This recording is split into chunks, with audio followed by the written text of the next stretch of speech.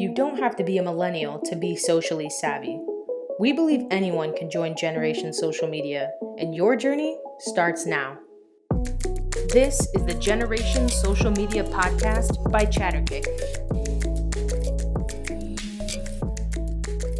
What's up, guys? We're back with another episode of the podcast. I'm Kelsey Martin, and today I have Bree with me. Hi, everybody. So we are going to talk about, I feel like every time we've talked about a tool, I say this setup, so maybe it's really not that genuine, but one of my favorite creeper tools to use both like as a business and as an individual. We're going to be talking about Facebook page transparency tool and ways that you can use it as a business to see what your competitors are doing and running ads and how they have their Facebook page set up. And really any business. You can use it for any business. I feel like every time I'm here with you on the podcast, we're talking about some sort of semi-creepy thing that has to do with Facebook. Yeah, it might just really be like we're just a natural fit for just being like ultimate creepers. But I will say I use this tool now every day. And I've brought it up a couple of times with like in settings of families and friends. And not a lot of people know about it. It's been around for a couple of years, but people don't really know it exists, and we're going to really dive into the depths of this tool and how I would use it as a business. Yeah, because there's a lot of ways to look at this tool also as a person, if you want to like make sure somebody's being authentic, but there's also ways to look at competitors or look at other people in your area or somebody you want to emulate, like how are they doing it? For sure. Okay, so let's jump into this. So it's called the Facebook page transparency tool. If you're on your phone, grab your phone or grab your desktop that you carry around or your laptop, whatever app that you use to get to Facebook. So as you go to any Facebook page, if you scroll down, it's called Facebook page transparency. Bree has her mobile phone pulled up. So Yep. how like far down, what's it under or what's it between on the mobile app? So it is, you got to go past like if they have a shop area or like their about, and then it's actually before any of their like related pages and videos. So it's only like two modules, like two widgets down. So it's going like above it is the about section. Below it is related pages. Yes. So if you're on the desktop view, when you go to the page, it's over, there's kind of two columns going on. It's over on the left column, kind of same spot that Bree was talking about. It's right above related pages. So this Facebook page transparency module, I'm just going to like read their description on this, but Facebook is showing you information to help you better understand the purpose of a page, see actions taken by the people who manage the page, and post content. So right off the bat, you can see when the page was created and the page manager location. Is that the same thing you see on mobile? Yeah. So even before opening the module, I can see location and page created date. And then I just tap to see all. So I want to share this kind of jumping over to the user side of things because I see this all the time. If you see like Walt Disney World's giving away resort passes or Jeep's giving away a truck or whatever, when you see those giveaways, go to their page, find this page transparency tool, and just look at when the page was created. A lot of the times those are fake pages, and you can tell because they usually don't have posts other than this one giveaway. But also when you go to this page transparency, it probably was set up within like the last 30 days. Right. And also it will not have any of the verification things that when you click into it, where Facebook makes you verify if you're a big enough company like Jeep. Right. For sure. So let's dive into this tool. And we're really calling this a creeper tool. And you'll see why when we go through just the levels of things that you can see. And then we'll talk about ways you can use this tool as a business. So let's kind of go through what you can see.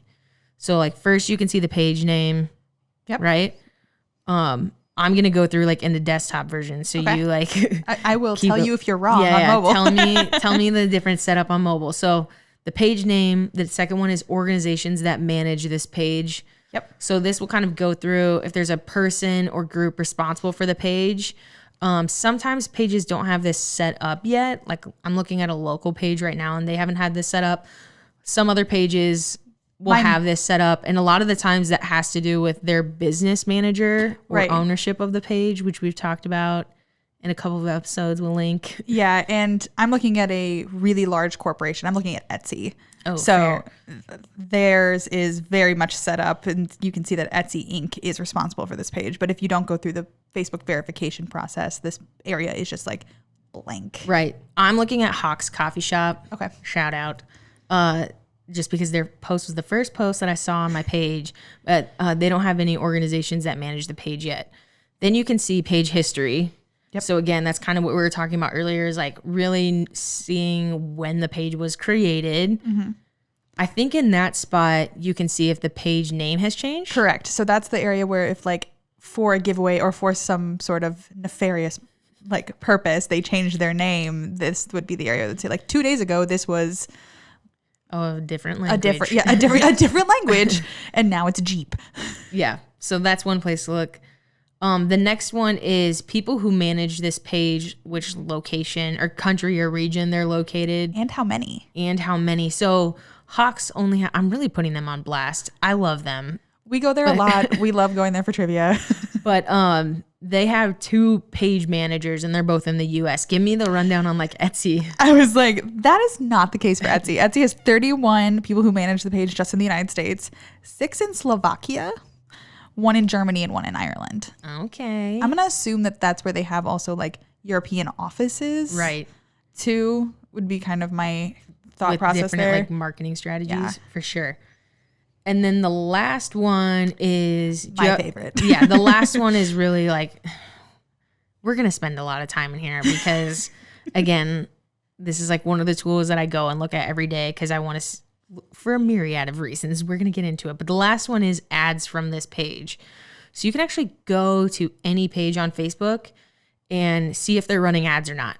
Yeah, you can see for Etsy, it says this page is currently running ads, and this page currently is running ads about social issues, elections, and politics, which is a whole other can of worms that we're going to get into with this. Which we've talked about special ad categories in the past, and this is really where Facebook has the page transparency feature really came about a couple of years ago when they were having a lot of conversations and dialogue around privacy, transparency, the legitimacy of both the pages and the content of the pages, like fake news.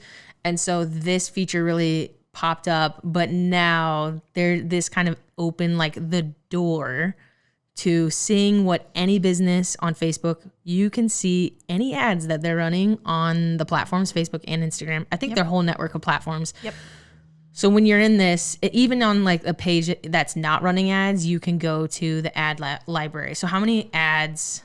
So click into the ad library. This is where this gets like next level interesting. Correct. So when you open up the ad library, you can see on mobile, you can see that there are currently around 150 results for Etsy for ads. So they're 150 or 150,000? 150. They're running about 150 ads. Okay. Tell me more. Keep going. What I can see is what's most recently launched. And also I can see some similar regional ads. So Etsy's got a France option, a Germany option, and so you can filter by location. Yeah. So I've got like all their connected pages. And then I can tell that on October 26th, which was yesterday, right? Yep. They started a ad that says decorate your mantle for the season. And it's like, looks like a fall mantle. And I can also see that they're doing like a shop now. I could report the ad if I want to. Well, don't do that. I'm not going to do that. It's not offensive or inappropriate, which are my criteria. And I can also get an ad library URL for that ad to send it to somebody else.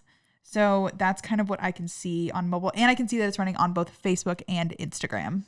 Yeah, so when you go to some of these pages that are running just a significant amount of ads, you can filter by geolocate, like the country, really. I think that's as far down as you can go. Mm-hmm. You can look at whether or not ads are active or not active.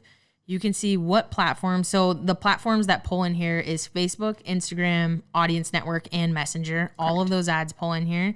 And you can even look at every individual ad, like the creative, the copy, everything, and see how many impressions it has if it is specifically for social issues, elections, or politics. Yes, and you can only do that on desktop. You cannot see that on mobile. Oh, so I have extra special features over here than you do.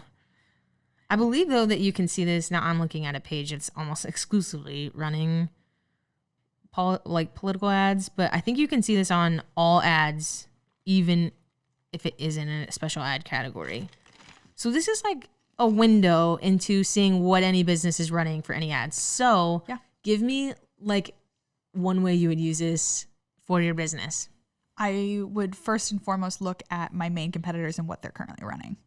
That's what I would do first with it, because then you know also like what messaging they're what doing. You're running up against. Well, yeah, you know how, like, are they running ads at all? If they're not, okay, cool. Like, you're ahead of the game. But also then you know what messaging they're using, like who they're trying to like grab, and if it's the same target audience as you. To a certain degree, you can see who they're targeting. You're inferring like by the messaging. Like if it's if you're a coffee shop and they're a coffee shop, if we're sticking with our Hawks analogy, like you can see if like they're targeting the same group with the type of creative they're doing versus like, because you're going to reach different people and different demographics. Right. So you can scroll through and see that every single ad that they're running, like the variant of all the ads, to really like take inspiration from a creative. Like, do you want to run something that looks like that, or do you want to really set your tone different? One thing that I think gets overlooked when you get in here and you start scrolling through ads, you scroll through this much like you would if this was a news feed. Yeah. But everybody gets caught on like looking at visuals only. Yeah. When you go to some of these pages, they have like genius copy. Like, don't discount the copy. Some of this is so good. And not that I think that you should just go rip off other people's copy or creative, but draw inspiration from it. I mean, do a fill in the, like, switch out some of the words. But I think using this as, well, the highbrow version would be called market research, right.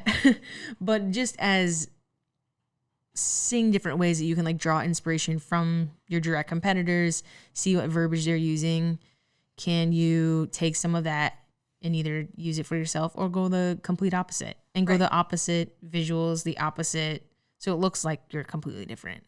Yeah, because there's that whole thing where it's like, steal like an artist, right? Like you go and you look at something and you draw inspiration from it. You're not necessarily copying them, but also we see ads all the time that look almost exactly like ads for another company because it's the same concept, the same copy, the same like attention grabber. Yeah. I mean, I 100% think that the value of these tools is to be original and be yourself and tell your brand story, but drawing inspiration for how other people are doing it and developing content ideas that speak to you and speak to your audience. The other thing that you can do, so going in, looking at your direct competitors. The other thing that I guess like I'll take it one step further is looking at regional competitors, or even a little bit broader than that, like national people who are in your industry that are leading it nationwide, and going looking in, I don't know why, like one of my defaults is to just go look in like Denver, Colorado.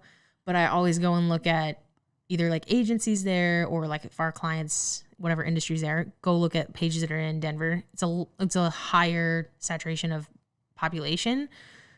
So I go look there and like see what they're doing. I do that a lot for my non-Chatterkick job, which is being a photographer, because there are different areas of the country that have more clientele that is something I want to get to for the same idea. Right. So looking at your direct competitors, looking at people in your industry in another location. And then the other one that I think is the biggest level, I guess, that is the most fun, is going looking at big brands and getting inspiration from other industries that are unlike yours, and figuring out if it interests you, like figure out how you can do that same storytelling technique or that same design technique and bring that into your business. Yeah, absolutely. Because that's where you get into the stealing like an artist kind of thing, where you're just like, I like that idea and how to tell our own story in that way. Right. So I think like the ad library in general, super cool to use as a tool for inspiration or market research, if you will. And also for like authentication. Right. Because you can go and look at like if a company is holding up the same standards that you have before you give them their money as well. Right. Now, when we go into these tools sometimes as marketers or people who is doing Facebook advertising a lot, and we just had this conversation earlier today, sometimes when we go into different ad libraries, we're like, well, wait a second, that's against the rules. Or like, I can't believe that they got that to go through. We specifically were doing this a couple of months ago with a client who was in the healthcare, like pharmacy space. And before we launched this campaign, we went and did research, looked at like similar pharmacies or similar businesses that were running like pharmaceutical ads, made sure that they were getting ads in the space, that they were very similar. Ooh, that's a vibe. Our sign just blinked. You can't see it if you're listening to the audio version, but Halloween is in a week. Oh yeah, it just went next level creepy. But we went and looked at some of the other campaigns and we're like, okay, well now we can see what other people are doing. Let's like give it a go. And our ads didn't get approved. And we had to go through like a full approval process. So sometimes when you get into these, like some people are sliding into the algorithm that you might have different experiences on, but don't get too caught up on that. Right. And some of that has to do with like just the right verbiage getting through the filters or the scrubbers or something like that. Because sometimes I've had ads get approved that I'm like a little afraid are not going to get approved kind of thing. And then I've had something I'm like, that isn't even saying that. For sure. Like it's not, there's that whole, you can't insinuate a question like that you might know something about someone. Right. And it's like, this copy wasn't going in that direction at all, but like, okay, fine. Like we'll change it. But that is not always, and also with all the verifications that certain like larger companies have to do, like especially in the political sphere and social issues, because all that medical stuff falls into a social issue. Right. If it goes in your body, it's a social issue. So I don't know if I know you knew that we were going to go there, but that was a perfect transition into that special ad category of like page ads about social issues, elections, and politics. And I know everyone at this point is like, please, no, like don't talk about it. No, we've heard it enough. But I want everybody to understand that if you go to this Facebook page transparency tool on any business, you can see if they are spending any money in this space of social issues, elections, or politics. And right now, it's interesting to go to some of these pages and look and see that they are literally running ads endorsing certain candidates, or maybe putting some stories out there that aren't very factual, or if they're like very fear-inducing. You can go and like look at any single business and check out what they're doing. So I'm gonna go a little political. Nonpartisan political, though. Nonpartisan political, but I really wanted to see, like, let's put this into context of like what you really can see. So I'm going to the Facebook page transparency tool and I'm gonna start, where should I start? I'm going to start on Joe Biden's page, right? So I'm going to Facebook page transparency and I'm looking at how many ads he's running, how much money he's spending. So I'm just going to walk through this. So right now, when I pull up his ad library, he's running about 8,200 ads. I think these are all just active ads, right? Yep. I can see that Joe Biden's page from May 7th, 2018 to October 25th, 2020 has spent $91 million. Casually? In some change, a lot of change, but I'm capping it at 91 million. In the recently, by page on ads about social issues, in the last 7 days alone, has spent $8.4 million. So of that 91 million, like 8.4 million of it has been spent in the last 7 days. So I can over 2 years. Over 2 years. Right. Yeah. So I can go through and see every single ad that Joe Biden and this page is running right now. Every single ad that's active. And I can go and see how many impressions every single ad has. And it's crazy. You can also see who's running them for the page, because that's part of the transparency part here, is that you can click on that and see corporation, like who's yeah. sponsoring, who the corporation is that is running those ads on behalf of Joe Biden. Right. But since I'm on his page, his is all paid and sponsored by Biden for president. Right. So most of the time they make a corporation themselves to. Right. I think actually on Kamala Harris's page, if I switch over, hers is paid for by the Biden Victory Fund and Biden for President. So she has a couple of different ones. But before we get to, I don't know, should I go Kamala Harris or go to Donald Trump? Let's stay in our the Democratic side, and then we'll go and look at President Trump and Vice President Pence. Joe Budden, rapper. Let's see what content he's promoting these days. Can he compete with 91 million? I don't know. But okay, so Joe Biden was at 91 million for the last 2 years. Yep. 8.4 million in the last 7 days. Mrs. Harris is running 770 ads. Okay. 7.6 million over the last 2 years. Okay. This is just Facebook ads, like, right. By the way. This is like wild. And then significantly less. Even though she also ran for president this year. Right. And I'm assuming she used the same page, though. Probably. So there's that. Assumption. But has only spent $1 million in the last 7 days. I don't really know if that phrase has ever come out of my mouth of like only $1 million in the last 7 days. So it's interesting. But you can, again, like go through what ads they're running, what creative they're running. It's really interesting to see just like the different content strategies.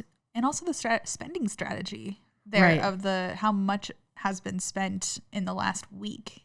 Obviously, with the time this podcast is going to come out, we're very close. To the presidential election. The last couple days. Yeah.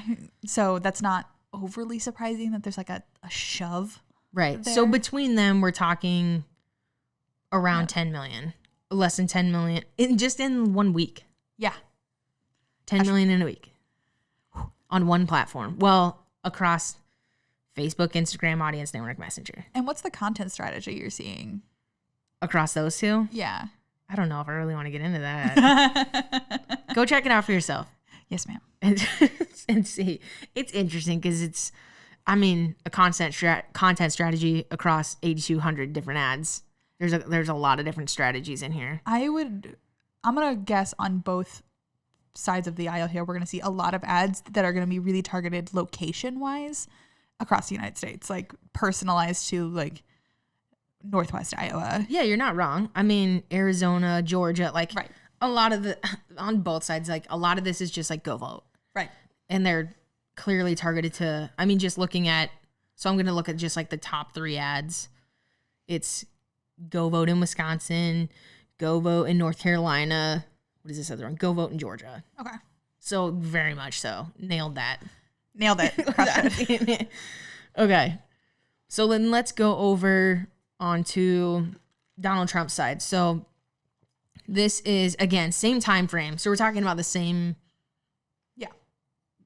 I guess, like range of dates. So has spent $106.6 million on ads. So more, but not. We're not talking 2 million to 100 million. We're talking 91 million to 106.6 million. Right.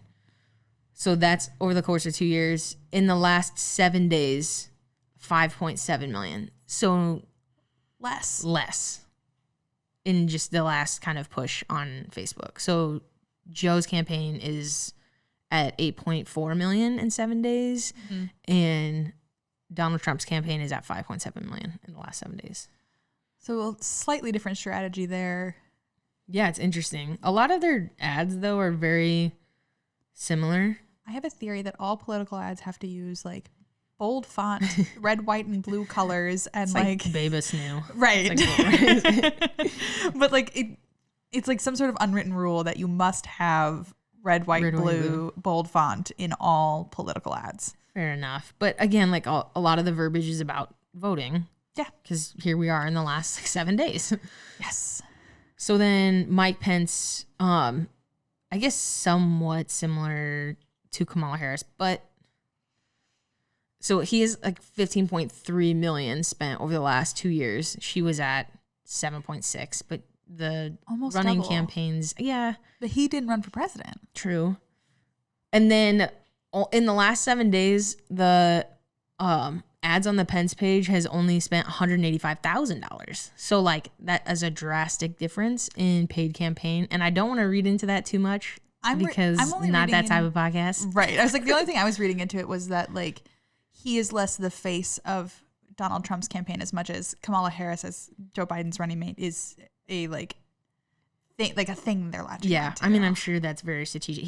There's only 34 ads running on that page as opposed to the 2,800 ads that Donald Trump is running. Okay. But you can see all the way through on political ads, like how much somebody's spending. So like we're obviously applying this to a national stage, but like everyone on earth is getting ads from their local senators and congresswomen and all men and to go vote for them as well. So you can also kind of look on your local stage as well, because I know those are happening because I'm getting them on Hulu every other minute as well. Sure.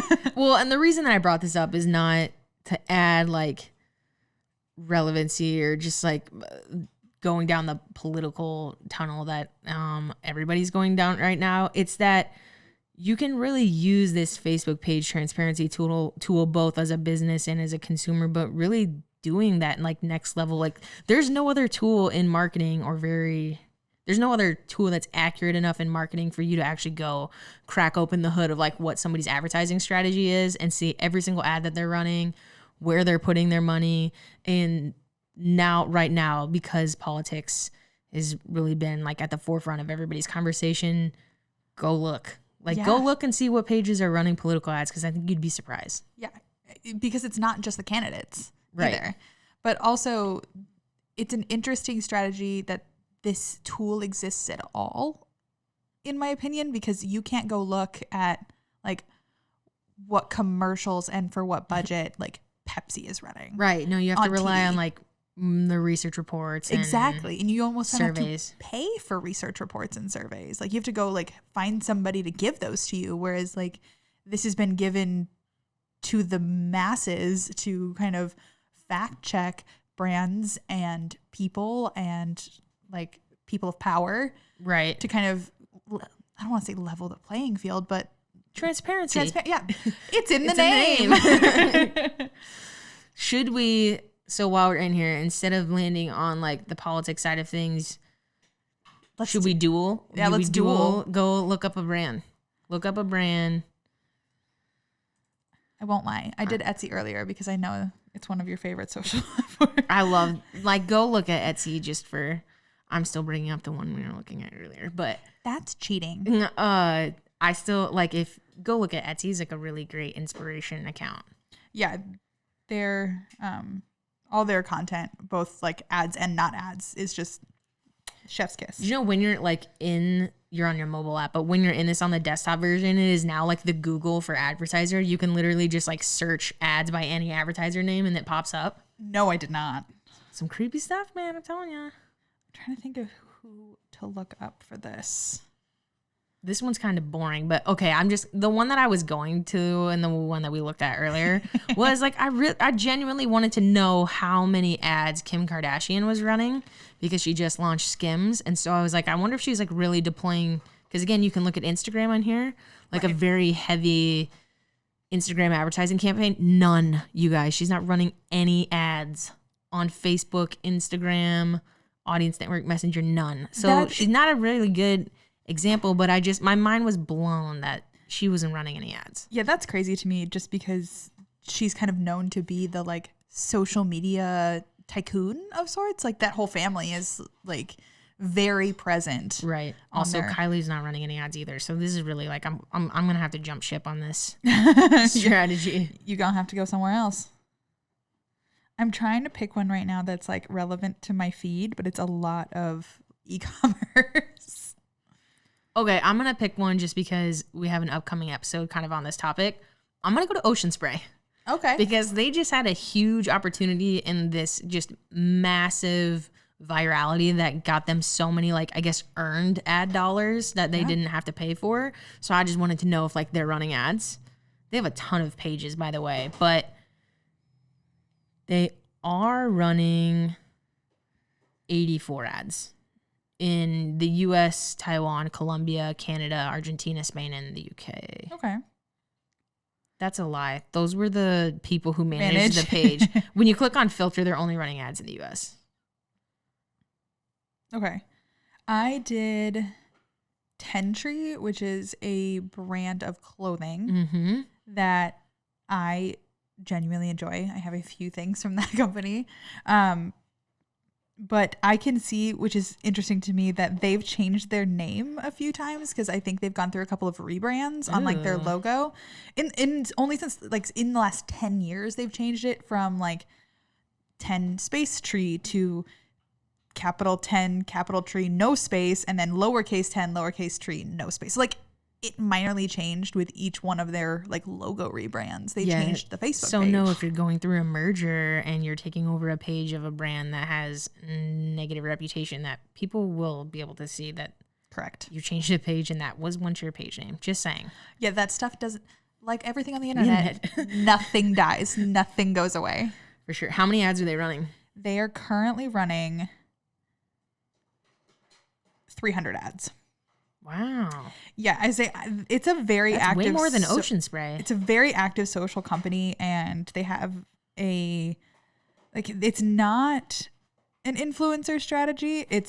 But it is like they've adopted in the last 4 months having people that would have like probably modeled for them because I've like seen them on their Instagram take photos in their own homes, like selfies or like certain things in the clothes. So content contributors, really. Yeah, we've got content contributors because like that's the world we're living in right now, is that going to a photo shoot is not super COVID friendly. Nice. So I think that's really cool that we're seeing that kind of content and it work. I mean, I get it all the time because I shop at this brand more than I care to admit. Also, I'm making my Christmas list for my mom right now. But they're also doing, what's interesting to me is they have very specific ads for men and very specific ads for women. Okay. Fashion industry. Yeah, there's step up. Yeah, it's not, there's no crossover here. And they're like, that surprises me a little bit. And like, it's something I'm happy I know now because like, go to the store and shop online because you're getting served ads specific to your gender, probably. Right. But like, I don't always shop specific to my gender. I know. That's what I'm saying. So Ocean Spray, all of these ads have been launched since the viral sensation.